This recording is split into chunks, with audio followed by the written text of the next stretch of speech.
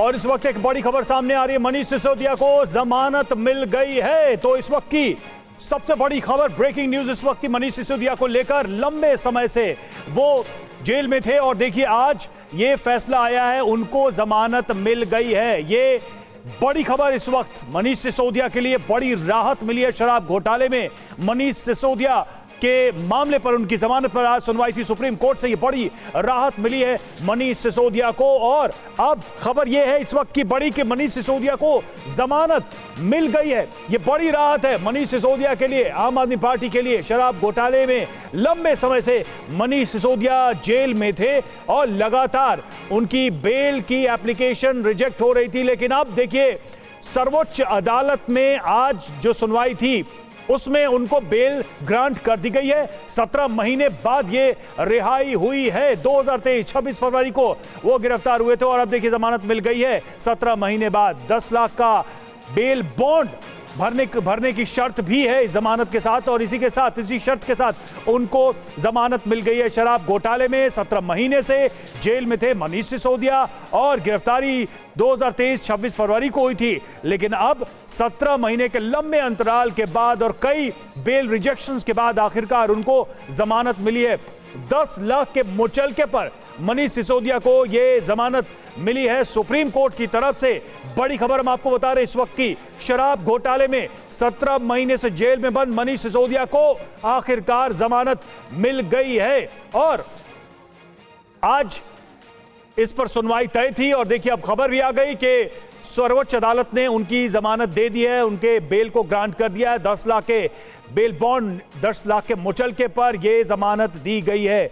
और आपको बता दें कि फरवरी 2023 में मनीष सिसोदिया को शराब घोटाले के मामले में गिरफ्तार किया गया था और तब से लगातार इस मामले में कई दौर की सुनवाई हो चुकी थी।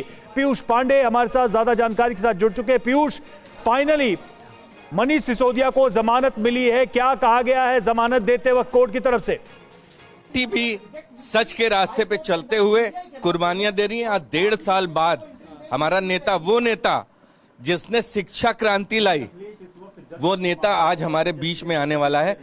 और जाहिर तौर पे पूरी आम आदमी पार्टी में एक आम आदमी पार्टी के जो कार्यकर्ता नेता हैं वो देखिए खुशी मना रहे हैं, इसका स्वागत कर रहे हैं। पीयूष पांडे हमारे साथ जुड़े। पीयूष बताइए। जी अभी देखिए सुप्रीम कोर्ट ने साफ तौर पर कहा है कि 4 जून को जो हमने आदेश दिया था उसमें कहा था कि जो ट्रायल है वो 6 से 8 महीने में पूरा किया जाना चाहिए इस मामले में, और इन्वेस्टिगेशन भी कंप्लीट की जानी चाहिए, और इस आदेश का अनुपालन नहीं किया गया है। ट्रायल कोर्ट को जो हमने वक्त दिया था वो पूरा हो चुका है और ट्रायल कोर्ट और हाई कोर्ट को ये समझना चाहिए कि जमानत नियम है और जेल अपवाद है। बिना ट्रायल पूरा किए किसी को जेल में रखकर सजा नहीं दी जा सकती है। और ये कहते हुए सुप्रीम कोर्ट ने ईडी और सीबीआई दोनों के मामले में उन्हें जमानत प्रदान कर दी है।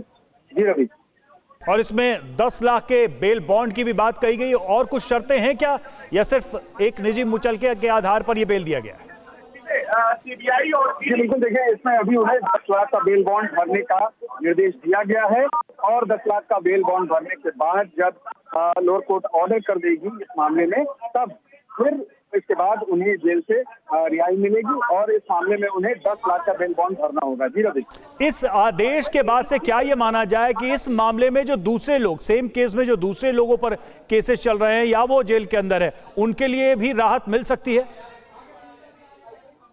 बिल्कुल रवि, देखिए हर एक मामला अलग होता है जमानत के मामले में, लेकिन इस मौजूदा मामले को देख करके अगर आप पीयूष रोक रहा हूं, आपको लौटेंगे आपके पास। संजय सिंह क्या कह रहा है ये सुनते। सत्य की जीत हुई है और मैंने जैसा पहले से कहा कि इस मामले में कोई भी तथ्य, कोई भी सत्यता नहीं थी। जबरदस्ती हमारे नेताओं को पकड़ पकड़ के जेल में रखा गया। मनीष सिसोदिया जी को 17 महीने तक जेल में रखा गया। क्या भारत के प्रधानमंत्री उनके जीवन के इन 17 महीनों का हिसाब देंगे? क्या भारतीय जनता पार्टी उनके इन जीवन के 17 महीनों का हिसाब देगी, जो शायद दिल्ली के स्कूलों को बनाने में काम आता, बच्चों को अच्छी शिक्षा देने में काम आता? जिंदगी के वो 17 महीने आपने जेल में डालकर बर्बाद किए मनीष सिसोदिया के। माननीय सर्वोच्च न्यायालय का हृदय से आभार है सर झुका के नमन है कि लंबे इंतजार के बाद न्याय मिला, एक फैसला आम आदमी पार्टी के पक्ष में, मनीष सिसोदिया जी के पक्ष में, और एक एक कार्यकर्ता इस फैसले से उत्साहित है। एक एक देशवासी, दिल्ली का नागरिक इस फैसले से खुश है और सब ये मानते थे कि हमारे नेताओं के साथ जोर जबरदस्ती और जाति हुई है। हमारे मुखिया अरविंद केजरीवाल जी को अभी भी जेल में रखा है, सत्येंद्र जैन जी को अभी भी जेल में रखा है। मैं उम्मीद करता हूं जल्द ही उनको न्याय मिलेगा। प्रभु से प्रार्थना करता हूं जल्द ही वो बाहर आएंगे। और आज ये जो फैसला आया है, मैं समझता हूं केंद्र की सरकार की तानाशाही पर एक जोरदार तमाचा है। संजय जी, आपकी पार्टी के लिए भी संजीवनी है, आपको लगता है? न्यायिक प्रक्रिया ऐसी नहीं होनी चाहिए कि वही दंड लगे। आधिकारिक ये प्रक्रिया ही तो दंड बन गई थी। आपने जानबूझकर, कभी ईडी आती है कहती है ये जवाब दाखिल करना है, वो जवाब दाखिल करना है, ये सप्लीमेंट्री दाखिल करनी है, वो चार्जशीट दाखिल करनी है।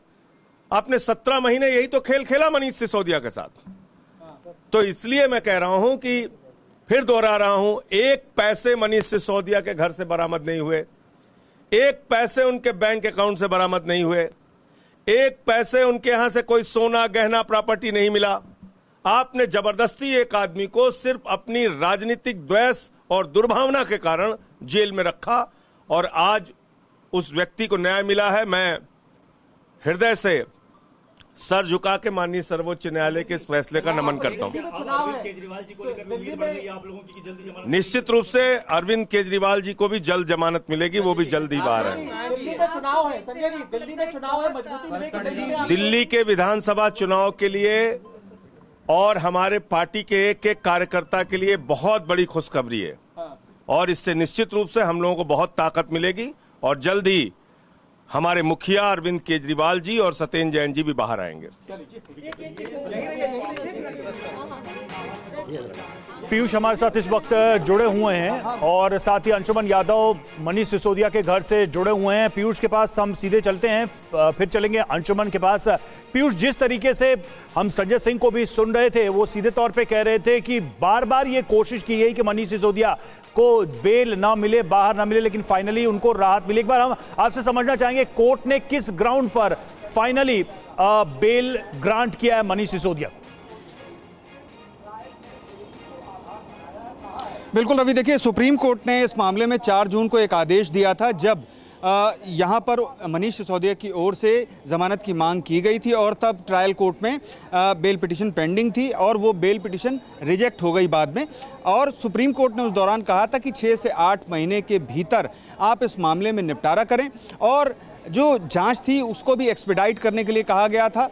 और आज सुप्रीम कोर्ट ने जमानत देते हुए ये साफ किया है कि जेल में रखने का अपवाद होता है और बेल एक नियम है। बेवजह किसी को जेल में नहीं रखा जा सकता। जब तक कि ट्रायल पूरा नहीं हो जाए तब तक ऐसी स्थितियों में जमानत प्रदान की जाती है और यही वजह है कि सुप्रीम कोर्ट ने आज जमानत प्रदान कर दी है।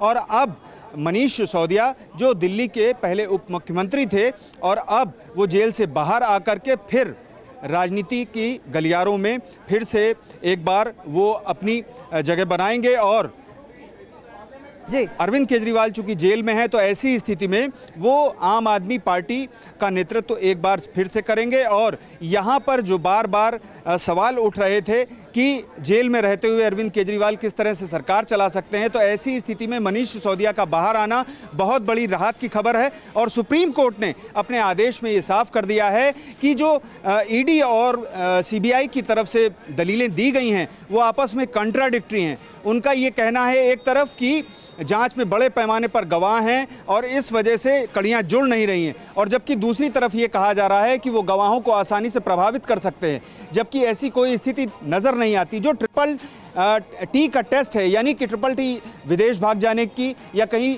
गायब हो जाने की स्थिति, या फिर गवाहों को प्रभावित करने की स्थिति, या फिर जो साक्ष्य हैं उनको मिटाने की स्थिति, इन तीनों स्थितियों में मनीष सिसोदिया खरे उतरते हैं और किसी भी तरह से ये नहीं कहा जा सकता कि वो किसी भी तरह से जमानत की शर्तों का उल्लंघन करेंगे।